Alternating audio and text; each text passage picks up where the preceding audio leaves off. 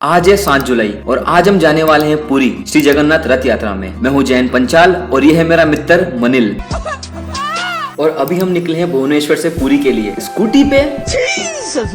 फिर हमने स्कूटी को स्वाइप कर लिया था बुलेट के साथ में और हम निकल पड़े। वैसे भुवनेश्वर से पुरी की दूरी लगभग 65 किलोमीटर है। यार मनिल भाई भूख लग रही है, उड़ीसा कुछ फेमस नाश्ता करा दो यार। भाई पंचाल पेट भर के खा ले, ये है उड़ीसा का ट्रेडिशनल नाश्ता। समोसा, इडली, वड़ा, आलू प्याज पकौड़ा, गुलाब जामुन, उपमा और ढेर सारा बहुत कुछ है यहाँ पर खाने के लिए। मनिल अभी फ्यूलिंग करा रहा है तो मैं पानी वानी पी लेता हूँ। और फिर मनिल भाई ने हमें ढेर सारी बातें बताई जगन्नाथ भगवान के बारे में, जैसे कि जगन्नाथ भगवान विष्णु के अवतार हैं, श्री कृष्ण का ही एक रूप है। और जैसा कि आपको पता है उड़ीसा स्टेट के अंदर पुरी शहर के अंदर जगन्नाथ भगवान का एक बहुत बड़ा मंदिर है, जहाँ पर साल में एक बार जगन्नाथ रथ यात्रा होती है। वैसे आपको पता है हिंदू धर्म में पुरी की गिनती 4 धाम में भी की जाती है। मेरी व्लॉगिंग से परेशान होते हुए मनिल भाई ने बोला आज तेरा भाई व्लॉगिंग करेगा। गपशप करते करते हमें पता भी नहीं चलता है कि हम कब पुरी पहुंच जाते हैं। पुरी पहुंचकर हमें बाजार कलकत्ता जाना था। वहाँ हमारे दोस्त हमारा इंतजार कर रहे थे। जैसे तैसे लोगों की भीड़ से बचते हुए हम लोग बाजार कलकत्ता पहुँचते हैं। वहाँ हमने बाइक को सेफली पार्क किया। ये है ये पूरा एरिया यहाँ से लेके ये सिर्फ रथ यात्रा के लिए ही होता है, बाकी किसी के लिए नहीं। ये मार्केट में ऐसे है। और जगन्नाथ भगवान के दरबार में लाखों भक्तों को देखकर मेरी आंखें फटी की फटी रह गई। सारी थकान दूर हो गई और थोड़ी देर में मैंने अपने कानों से सुना जय जगन्नाथ, जय जगन्नाथ, जय जगन्नाथ। दोस्तों मैं यहाँ पर आपसे जगन्नाथ से जुड़ी एक रोचक कहानी शेयर करना चाहता हूँ। जैसा कि कहते हैं कि श्री कृष्ण अपने परम भक्त राज इंद्रियों के सपने में आए और उन्हें आदेश दिया कि पुरी के दरिया किनारे एक पेड़ के तने से वे श्री कृष्ण का विग्रह बनाए, मीन्स एक मूर्ति बनाए। फिर राजा ने जगन्नाथ जी की मूर्ति बनाने के लिए एक बढ़ई की तलाश की, यानी एक कारपेंटर को ढूंढा। और कुछ दिन बाद एक बूढ़ा ब्राह्मण आता है और वो इस मूर्ति को बनाने के लिए जिम्मेदारी लेता है। लेकिन उसकी एक शर्त होती है कि जब तक वो मूर्ति पूरी तरह नहीं बना देगा तब तक वो कमरे से बाहर नहीं आएगा और कोई उसे डिस्टर्ब ना करे, नहीं तो वो अपना काम अधूरा छोड़ देगा। कुछ दिन बाद काम करने की आवाज कमरे के अंदर से आना बंद हो जाती है तो राजा से रहा नहीं जाता है और वो गेट खोलकर बंद कमरे के अंदर चले जाते हैं, जहाँ पर उन्हें भगवान की अधूरी मूर्ति ही देखने को मिलती है। ना तो मूर्ति के हाथ थे ना ही पैर, और जो ब्राह्मण था वो भी गायब हो चुका था। तब राजा को आभास हुआ कि वो ब्राह्मण और कोई नहीं देवों के वास्तुकार विश्वकर्मा थे। और राजा ये भी नोटिस करते हैं मूर्ति के ना तो हाथ थे ना ही पैर, तो उन्हें बहुत पछतावा होता है कि उन्होंने दरवाजा क्यों खोला। पर तभी वहाँ पर ब्राह्मण के रूप में नारद मुनि पधारते और उन्होंने राजा से कहा कि भगवान इसी स्वरूप में अवतरित होना चाहते थे, इसमें तुम्हारी कोई गलती नहीं, तुम टेंशन मत लो। पंचाल भाई यहाँ पर 3 रथ क्यों हैं? देख भाई, पहला रथ जो है जगन्नाथ का है, जो कि इस पूरे ब्रह्मांड के मालिक हैं। दूसरा रथ उनके भाई बलभद्र का है और तीसरा उनकी बहन सुभद्रा का है। और दोस्तों जगन्नाथ भगवान की मूर्ति अगर आप देखें तो वो कर्व शेप में है, लकड़ी की बनी हुई, जिसमें बड़ी गोल आंखें हैं। जय जगन्नाथ, जय जगन्नाथ। महाप्रभु जगन्नाथ जी का रथ यात्रा में सिख एड की तरफ से लंगर सेवा लगाया गया है, भाईचारे का प्रतीक है। ये भाई लोग हैं सिख एड ट्रस्ट की तरफ से और यहाँ पर जगन्नाथ रथ यात्रा के अंदर सारे भक्तों को ये लोग ठंडा पानी और कोल्ड ड्रिंक बांटने वाले हैं। और इनमें से कुछ लोग मेरे दोस्त हैं। सबसे पहले भगवान जगन्नाथ और वाहेगुरु की प्रार्थना करते हुए हमने शुरुआत की कोल्ड ड्रिंक्स बांटना। इतना सारा स्टॉक है, ये करीबन कुछ 2-3 ट्रक भर के कोल्ड ड्रिंक्स हैं, वाटर बॉटल्स हैं, और वो लोग डिस्ट्रीब्यूट कर रहे हैं भक्त लोगों को। जगन्नाथ भगवान की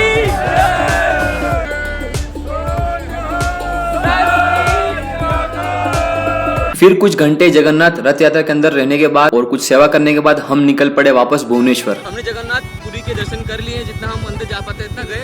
बाकी मौसम देखो, पूरा बारिश का मौसम हो रहा है एंड आई थिंक बारिश आएगी थोड़ी देर में।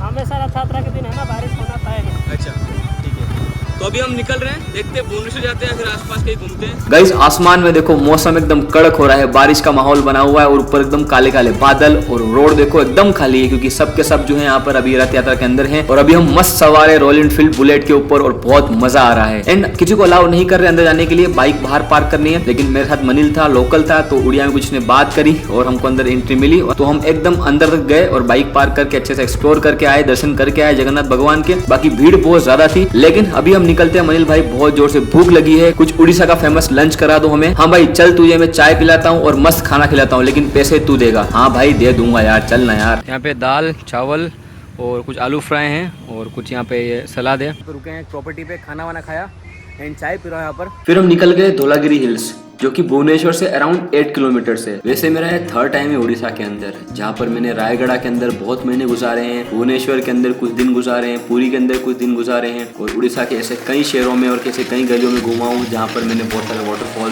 बहुत सी चीज़ें एंजॉय की, एक्सप्लोर किए हैं, बहुत ही मंदिरों के दर्शन भी किए हैं।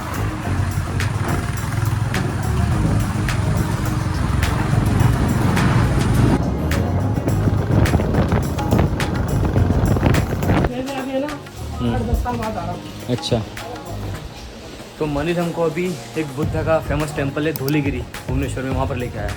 ये है धौलीगिरी हिल्स, जहाँ पर बुद्धा की बहुत ही खूबसूरत मूर्तियाँ हैं, कुछ मंदिर हैं। यहाँ पर टेम्पल है, पीछे एक पूरा यहाँ से भुवनेश्वर दिख रहा है और सारे सारे खेत है यहाँ पर। वेल गाइस, यहाँ का खुद का अपना एक कल्चर है, अपना एक प्यारा सा मौसम है। और धौलागिरी में बेसिकली जो है शांति स्तूपा है, जहाँ पर भगवान बुद्ध के बहुत सारी मूर्तियां हैं, जहाँ पर बहुत से लोग दर्शन करने आते हैं अलग अलग कंट्रीज से, जिसे शांति स्तूपा और पीस ऑफ पगड़ा भी कहते हैं। देखो पूरा का पूरा भुवनेश्वर यहाँ से दिख रहा है।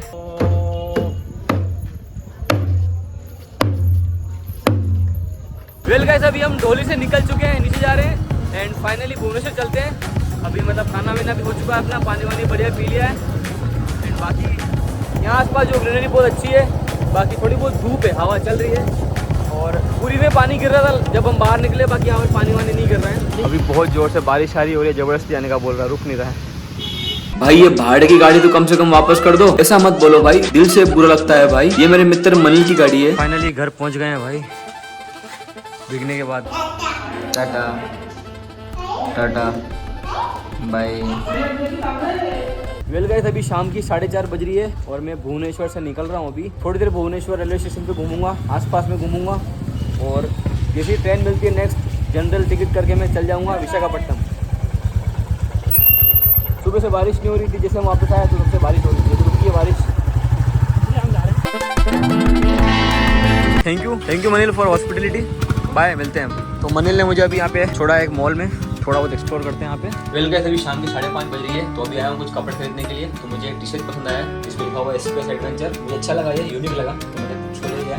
और यहाँ पर एक जीन्स है, इसको भी सिलेक्ट किया मैंने। वेल गाइस, ये बहुत ही बड़ा सा फेमस और ब्यूटीफुल राम मंदिर है।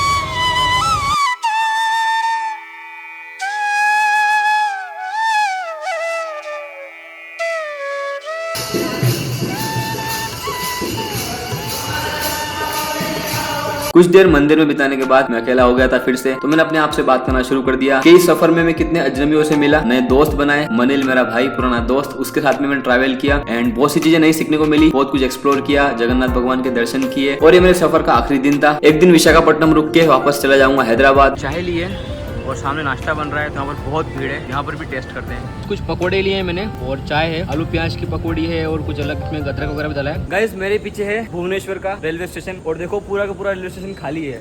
गिनती के मतलब कुछ 50 लोग होंगे पूरे के पूरे रेलवे स्टेशन पे, क्योंकि आज जगन्नाथ रथ यात्रा है, तो सबके सब लोग वहाँ गए हुए हैं। गाइस, फाइनली आ चुकी है हमारी ईस्ट कोस्ट एक्सप्रेस। भुवनेश्वर से विशाखापट्टनम जाने के लिए मेरे पास कंफर्म टिकट नहीं थी, तो मैं जनरल डिब्बे में चढ़ गया। और असली मजा तो यहाँ से शुरू होता है, जहाँ पर पूरे डब्बे के अंदर एक एक करके सारी लाइट्स खराब होना शुरू हो जाती हैं, सारे पंखे खराब होना शुरू हो जाते हैं, गर्मी बढ़ जाती है, अंधेरा हो जाता है। तो ये ट्रेन जर्नी कुछ 7-8 घंटे की होती है, जिसमें से 1 घंटा हमारी ट्रेन डिले होती है। फिर भी रात भर अंधेरे के अंदर और गर्मी के अंदर मैंने जर्नी पूरी करी और मैं सुबह 4 बजे पहुंच गया विशाखापट्टनम। और आगे की जर्नी कंटिन्यू करते हैं नेक्स्ट वीडियो के अंदर। मैं उम्मीद करता हूँ आपको ये वीडियो अच्छा लगा होगा। मैंने फर्स्ट टाइम ये स्टोरी टेलिंग करने की कोशिश की है एंड आई विश आपको ये स्टोरी अच्छी लगी होगी। जगन्नाथ भगवान का हमने दर्शन किए और उनके आशीर्वाद से मैं सेफली विशाखापट्टनम पहुंच चुका हूं। एक दिन मैं विशाखापट्टनम रुकूंगा और कंटिन्यू करूंगा नेक्स्ट जर्नी।